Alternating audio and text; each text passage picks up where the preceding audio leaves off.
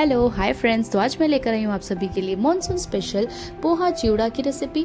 एकदम इंस्टेंटली जिसे हम लोग बना के रेडी करेंगे, वो भी एकदम इजी और चटपटा डिलीशियस, जिसे चाय के साथ हम कभी भी इंजॉय कर सकते हैं। तो चलिए स्टार्ट करते हैं रेसिपी। तो ये है हमारा इंस्टेंट पोहा चिवड़ा नमकीन बनाने का कंप्लीट इंग्रेडिएंट। इसका जो लिस्ट है मैंने डिस्क्रिप्शन बॉक्स में दे दिया है। तो सबसे पहले गैस पे रख देंगे हम एक कढ़ाई में देखिए बहुत सारा हमें ऑयल डाल लेना है, थोड़ा सा डीप तले की कढ़ाई ले लीजिए। फिर हम लोग इसमें ऐड करेंगे अपना पोहा। ऐसे आपको एक स्टेनर, छन्नी जैसे स्टेनर ले लेना है। डायरेक्टली आप इसे ऑयल में भी डाल सकते हैं, लेकिन ऑयल में डालने के बाद इसे निकालने में थोड़ा सा मुश्किल हो जाता है। तो ऐसे स्टेनर में जब आप इसे फ्राई करेंगे तो ये इजीली तुरंत फ्राई होकर तुरंत हम लोग इसे ऑयल से रिमूव कर सकते हैं। देखिए डालते ही विथिन 30 to 40 सेकेंड्स के अंदर हमारा जो पोहा है वो तुरंत फ्राइड हो गया है।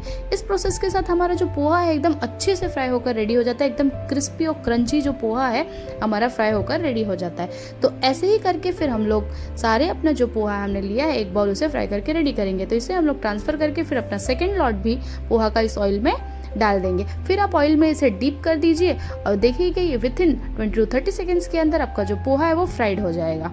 तो बस हमें ऐसे ही करके अपने सारा जो पोहा है फ्राई करके रख लेना है। आपको जितनी क्वांटिटी का नमकीन बनाना है आप उतना पोहा ऐसे ही फ्राई कर सकते हैं। बस इसे स्ट्रेनर से 2-4 बार टैप कर दीजिए, जितना भी एक्सेस ऑयल होगा स्ट्रेनर में वो रिमूव हो जाएगा। तो बस इसे ट्रांसफर कर लेते हैं हम लोग एक टिश्यू पेपर पर। तो बस ऐसे ही हमें अपने सारा पोहा जो है वो फ्राई करके रेडी कर लेना है। और हमें ऑयल का टेम्परेचर थोड़ा सा ध्यान रखना है। ऑयल जब हमारा हीट हो तभी हमें पोहे को अपने स्ट्रेनर में डालना है। देखिए हमारा एकदम क्रिस्पी क्रंची जो पोहा है वो फ्राई होकर रेडी हो गया है। तो अब इसके बाद का स्टेप है हमारा पीनट्स फ्राई करना। तो पीनट्स फ्राई कर लेंगे। यहाँ पे मैंने एक बाउल पीनट्स ले लिया छोटी बाउल से। अब एक बार में ही मैं इसे फ्राई कर लूंगी। बस अब इसे स्ट्रेनर में डाल दीजिए और फिर ले लेंगे हम लोग एक स्पून से चलाते हुए हमें इसे कम से कम 40 to 50 सेकेंड्स के लिए मीडियम फ्लेम पर ऐसे ही ऑयल में चलाना है, स्टर करना है। और बीच बीच में फिर आप कढ़ाई को थोड़ा सा टेढ़ा करके उसे फिर कंप्लीटली ऑयल में डीप कर दीजिए। 20 to 30 सेकेंड्स के लिए इसे ऑयल में आप ऐसे ही डीप करके रखेंगे तो हमारा जो पीनट्स है वो जल्दी ही फ्राई होकर रेडी हो जाएंगे। और ये भी एकदम क्रिस्पी और क्रंची पीनट्स हमारे फ्राई होंगे। तो बस आप देख सकते हैं यहाँ पे जो मेरे पीनट्स है थोड़े थोड़े क्रैकल हो चुके हैं। हमारा पीनट्स यहाँ पे फ्राई होकर रेडी हो गया है। तो बस थोड़ा सा स्पून से चलाकर इसका जो एक्स्ट्रा ऑयल है आप उसे कढ़ाई में ही गिरने दें और फिर इसे आप रिमूव कर लें ऑयल से। तो चलिए इसे भी एक बाउल में हम लोग निकाल लेते हैं। तो पीनट्स के बाद फ्राई करेंगे हम अपने मखाना को भी आपको डालना है स्ट्रेनर में और फिर उसे ऑयल में ऐसे डीप कर लेना। नहीं तो स्पून से आप इसे ऑयल में चला लेंगे तो विदिन 30 to 40 सेकेंड्स के अंदर हमारा मखाना भी एकदम क्रिस्पी क्रंची फ्राई होकर रेडी हो जाएगा। अब मखाना को अगर चाहे तो इसे रोस्ट भी कर सकते हैं। ये रोस्ट करने पे भी एकदम क्रंची हो जाते हैं।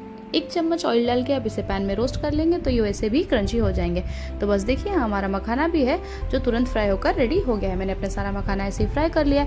अब हमें स्पाइसनेस के लिए चाहिए थोड़े से ग्रीन चिल्ली। तो ग्रीन चिल्ली को मैंने बीच में ऐसे देखिए स्लिट कर दिया है, कट कर दिया, फिर वैसे ही करके मैंने इसे ऑयल में डीप कर दिया है। अब ले लेंगे हम 2 से 3 डाली कड़ी पत्ता के और जब हमारा मिर्च आधा फ्राई हो जाएगा तब हम लोग इस पर ऐड कर देंगे कड़ी पत्ता के बहुत सारे पत्ते। फिर इन्हें भी हमें ऑयल में डीप कर देना है। डीप करने के बाद 15 to 20 सेकेंड्स में हमारे कड़ी पत्ता भी जो है वो क्रैकल हो जाएंगे और फ्राइड हो जाएंगे। ये भी हमारा कड़ी पत्ता डीप फ्राई करने की वजह से हमारे नमकीन में एकदम क्रिस्पी और क्रंची हो जाएगा।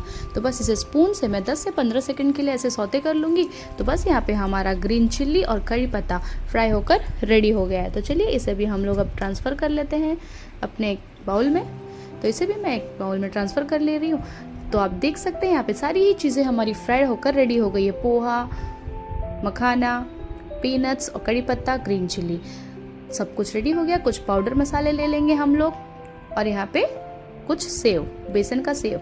अब ले लिया मैंने एक बड़ा सा स्ट्रेनर। आप बड़ा सा कोई डीप तले का बर्तन ले सकते हैं। उसमें हम लोग ऐड कर देंगे अपना फ्राइड किया हुआ पोहा, फ्राइड किया हुआ मखाना, फ्राइड किया हुआ पीनट्स, जो चीज़ें हमने फ्राइड करके रखी है उसमें हम लोग ऐड कर देंगे। और ये है बेसन का सेव। मैंने ये है मेरा होममेड बेसन का सेव इसमें ऐड कर दिया। इसका जो लिंक है मैं डिस्क्रिप्शन बॉक्स में दे दूंगी। अगर आपको होममेड बेसन के सेव की रेसिपी चाहिए तो आप उस लिंक पे क्लिक कर ले।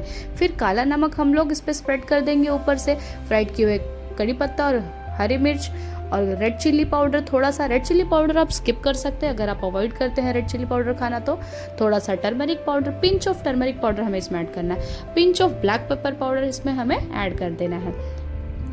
और आधा चम्मच के अप्रॉक्स हमें चाट मसाला। इन सभी को हमें टॉस करते हुए ऐसे मिला लेना है। ये हमारा एकदम चटपटा और टेस्टी जो होममेड हेल्दी नमकीन जो बनकर रेडी होगा ना, आपको खाने में मज़ा ही आ जाएगा फ्रेंड्स। तो फ्रेंड्स यहाँ पे रेडी हो गया है हमारा होममेड पोहा चिवड़ा नमकीन। इसे ट्रांसफ़र कर लेते हैं हम एक बाउल में, या फिर आप इसे किसी भी कांच के कंटेनर में या एयर टाइट कंटेनर में इसे स्टोर करके 15 से 20 दिन तक अपने चाय के साथ इसे एंजॉय कर सकते हैं। अपने मनपसंद टी टाइम के साथ आप इसे एंजॉय कीजिए।